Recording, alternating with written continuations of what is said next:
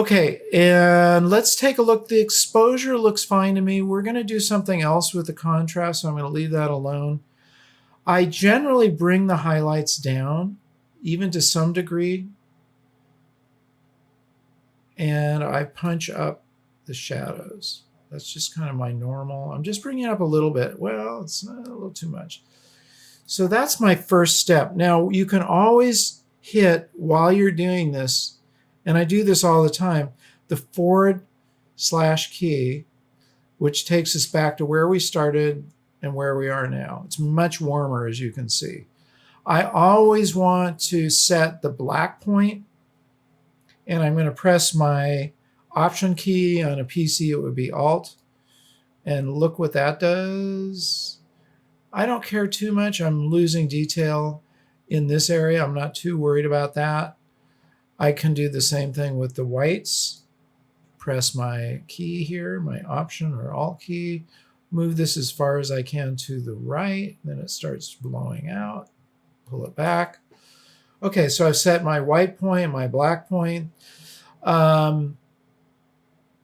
Looking at it now, what do I want to do? Add a little texture. Not a whole lot. See, when you crank these things up too far, the texture isn't really going to change too much anyway. I'm going to just bring it to about here. I do like the texture in these rocks. That's pretty cool. I'm not going to do anything with clarity. I'm not going to do anything with dehaze. I'm not a huge fan of dehaze. It just looks like a cartoon. So I'm just going to reset that to 0. I'm not going to do anything with vibrance or saturation. So having worked on my basic panel, I'm going to close it. Then I'm going to go to the tone curve. I'm not going to get too detailed into this. In fact, I'm going to do one thing. So you go here and you can make all your own adjustments here with the point curve, but I'm only going to click here. Now this is pretty cool. It's got all these presets for film looks. I'm not going to mess with those. I'm just going to try medium contrast. It does a little bit. So let's take a look. I'm going to turn it off. And I'm going to turn it back on again.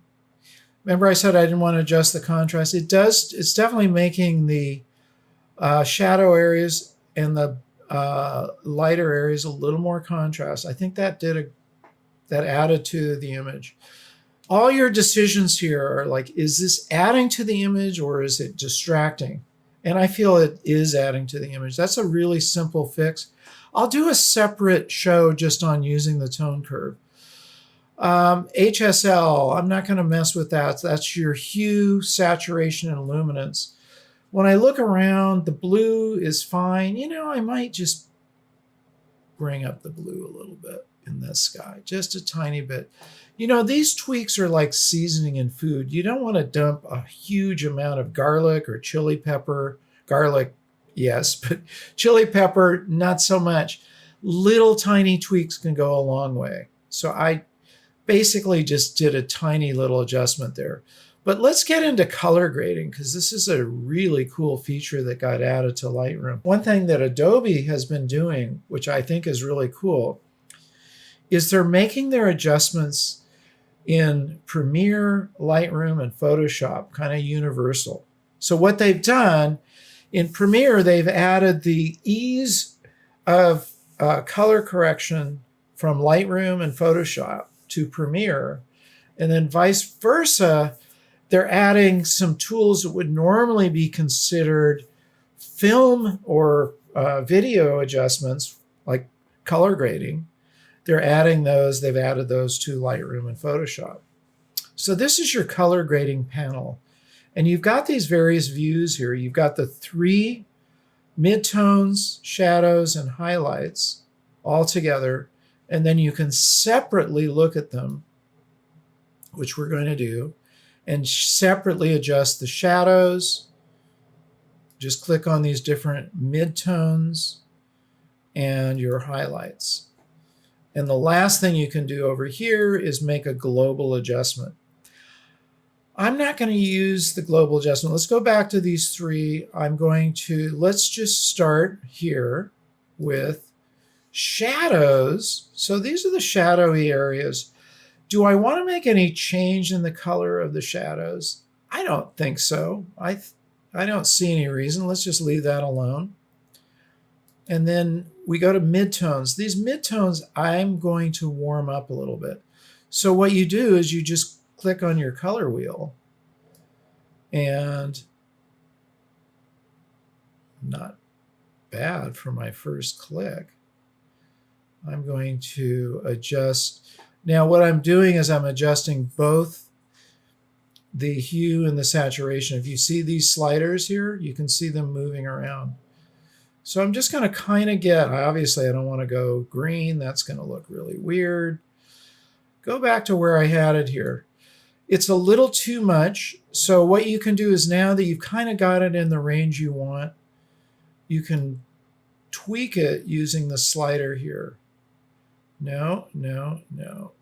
Okay. Now, the saturation, what that's going to do is add white to the hue. So I'm kind of in a little too much yellow. So let's adjust the saturation and bring that down. That's adding white to it. See, that's a much subtler adjustment. What it's doing is just adding to these midtones a little bit of yellow, which is really what it looked like to me with the golden hour. The sun going down was giving it this golden look here. So we're kind of like more true to what I actually saw at the time. That actually brings it pretty close to what my vision was. And let's just check the highlights. I don't see any reason to change the color of the highlights. If I wanted to, this is what it would look like. Let's say see, it's not even doing that much.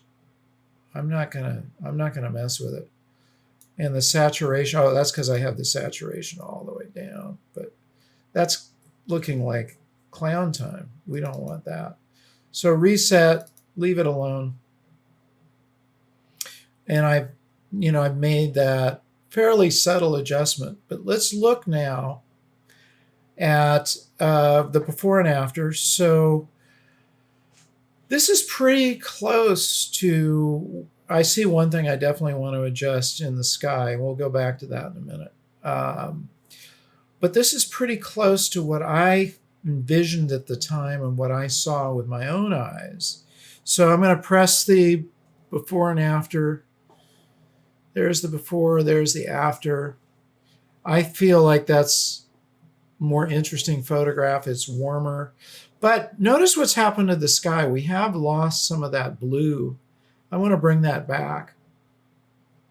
The other thing is, I'm not satisfied with this being a level horizon, so we're going to do something about that. Like everything in, so I'm going to close this color grading. I'm basically done. Like everything in Photoshop and Lightroom, there's a lot of different ways that you can achieve these different results. So one thing is, you can go to your transform and click on level.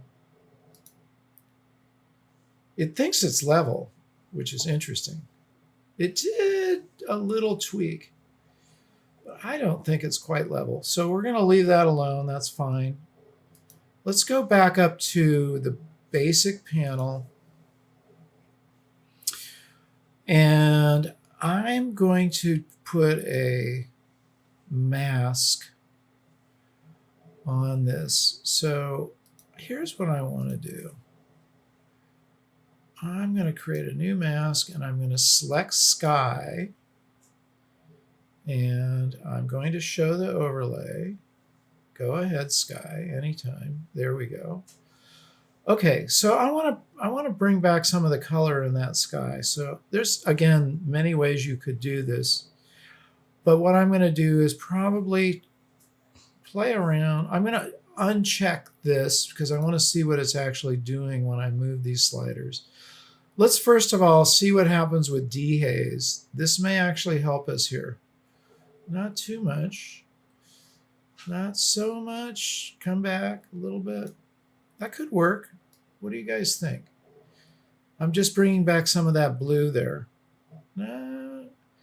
This is all sort of trial and error. Let's try that right there. I think that could work. Hey, let's see. Let's see what it looks like. It's a little too much. Let's just go back again. You got to just do these things very slightly. Maybe about there. I'm going to say like 21. Okay. All right. So that's brought back the blue of the sky.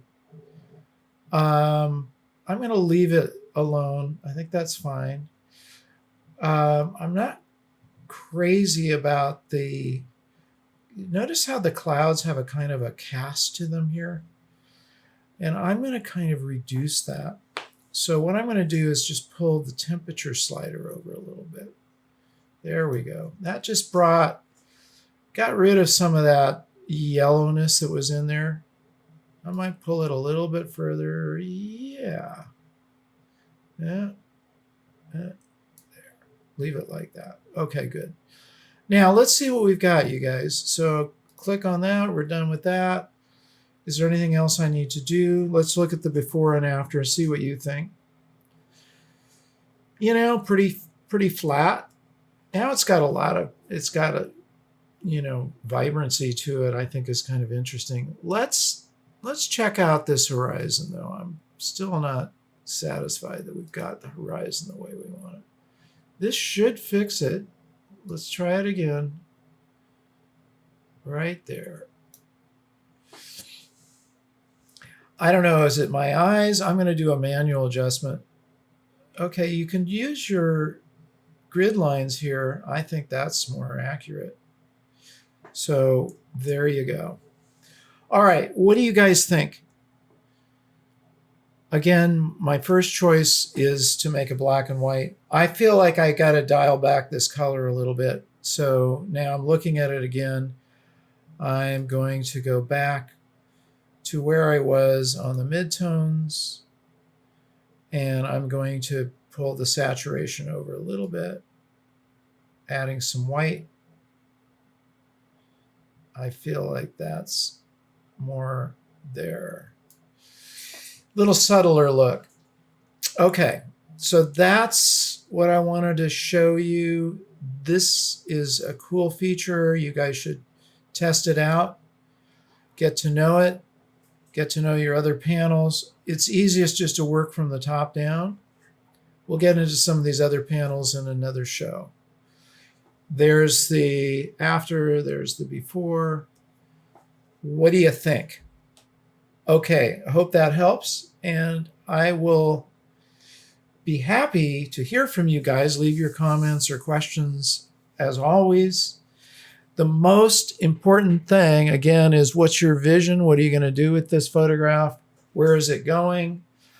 I'm actually creating a show in Carmel. When you come to Carmel, you'll be able to buy my photographs. Those are going up very soon. I've actually ordered a set from Bay Photo, different sizes. I'm getting some that are just pretty small, like an 8x10 mats, and some very large ones, 16x20. So this is really fun. Come to Carmel. And if you come here, make sure you let me know. Maybe we can get together. All right. Well, that's it for today's show. I hope that gave you guys some ideas what you can do in your processing. Remember, it's driven by your vision. That's so important. Okay. Well, as always, I want you guys to subscribe and enable the bell so you don't miss any of our shows. And if you would leave your comments and like it and pass it along to your friends, that's always helpful. And until next time, I'm just here to tell you this. Remember to get out and capture your own images of life. Take care, you guys.